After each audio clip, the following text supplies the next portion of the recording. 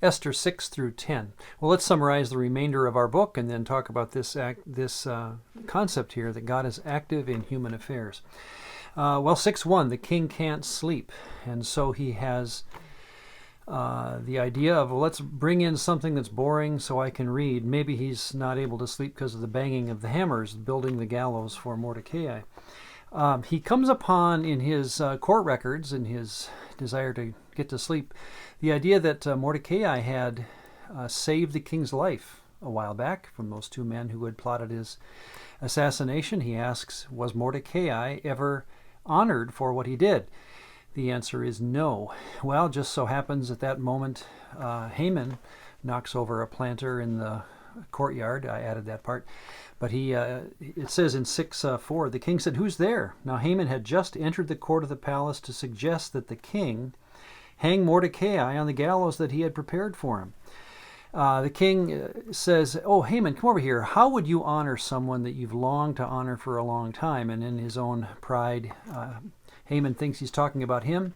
And he says, well, I'd put him on the king's horse and parade him through town very lavishly. And the king says at that point, this is 6:10, hurry, take the robe and the horse that you're talking about, and do so for Mordecai, the Jew who sits within the king's gate. Don't leave anything undone that you have spoken. So then he does that, and Haman is just downcast. He goes home, and his wife even foretells her own husband, boy, if this is the start of the story, I don't want to see the end of it. Well, on to that second banquet. Remember, Esther had asked for 2 banquets, all that took place between the 2 banquets, and so now they come to that second banquet. Here Esther is asked what's on her mind. She tells the king that the annihilation of the Jews is pending. The king is incensed. Who is the one that did this? Of course, it's Haman. She points at him. Well, the king leaves the room in anger. Haman pleads with Esther. His pleading with her is even misinterpreted for a sexual advance. And so when the king comes back into the room, he flies into a rage. And the story ends in chapter 7, verse 10. So they hanged Haman on the gallows that he had prepared for Mordecai. Well, the problem is still upon us. How will the Jews be saved from this edict that the king had already signed? Well, the rest of the book tells the story that basically the Jews were allowed to defend themselves. And so chapter 9, verse 5, thus the Jews defeated all their enemies. We learn that 75,000 Persians died with a stroke of the sword, with slaughter and destruction, and did what they pleased with those who hated them. This then is the basis of the Feast of Purim, Purim, which means lot. Purim, a pur is a lot, and so plural Purim is the idea that lots were cast to defeat the Jews.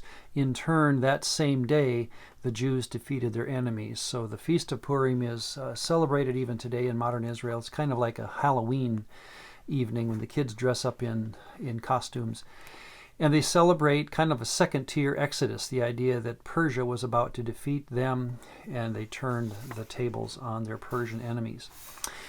Well, let's consider as we close this book, and I think this book invites us to consider this question or this statement, God is active in human affairs. What do we mean by that? A couple things. First of all, we need to say this as part of the larger story. If we've learned anything in the Old Testament, God is active in human affairs.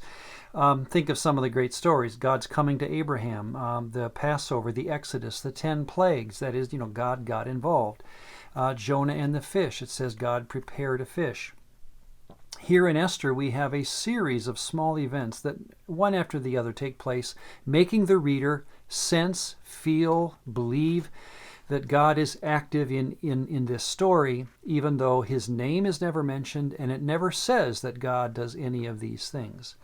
Well, but secondly, to say this necessarily invites the question, how much? How often would God get involved in human affairs? And usually, unfortunately, the question is posed in one of 2 extremes. We're at the polar ends of the question. Some would say, or it has been said that some say, God is sovereign over all affairs, even human activity, and thus the Bible is just God telling a story. The other end of the pole, or the other bookend, would be that God allows for human free will completely, and that God is basically an observer. So you have these 2 polar ends of the argument. neither of which I believe the Bible is trying to argue for, but I realize that's where theologians have often come, and usually in debate, it's the polar ends of an argument that are debated the most. And again, that's unfortunate. Here's what I would say, that now that we've been through most of the biblical story, if asked, I believe the biblical writer could at any time give God credit for what happens in the biblical story. Okay, let me give you some just two quick examples. 1 Samuel 26:12. So David took the spear and the jug of water by Saul's head. Remember when David was trying not to injure Saul, but to prove that he had been there. And they got away, and no man saw or knew it or awoke, for they, Saul and his men, were asleep, because a deep sleep from the Lord had fallen upon them. In other words, the writer is asking and telling his audience, to what do we credit the deep sleep that Saul and all the men around him had that allowed David to creep in and creep out of the camp that night?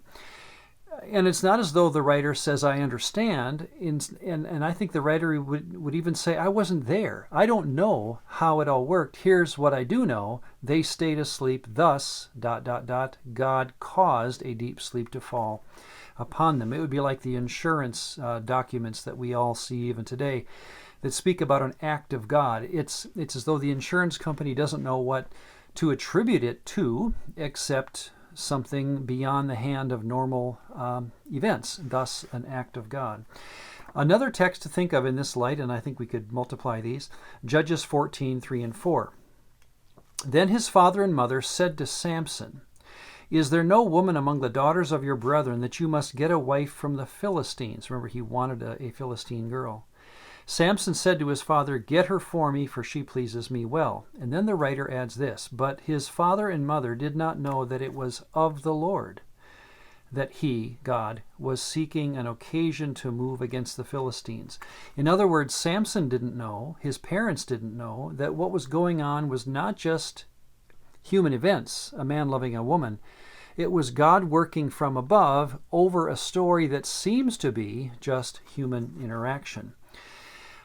So again, this is my opinion, but I offer it to you based upon a story like the book of Esther, that we have a kind of God who in the story will sometimes directly act, miracles, things like that, and other times will be seen as observing actions. Other times, again, acting, other times observing an action. And we're going to have this interplay all through the biblical narrative. However, when a story is over, such as the book of Esther, what we are invited to do is look with the 2020 aid of backward vision and say this was, quote, of God. His hand was in the story in a way that we can't define. And so using words like moving, supervision, management, control, guidance, which word do you want? I don't think there's an English word for it. We would take a book like this and use it thus to provide encouragement to every person's life. Again, as we follow the Lord in our own story, that he is active in some very real way, again with the aid of looking backwards upon the events of our life. He is there the entire time.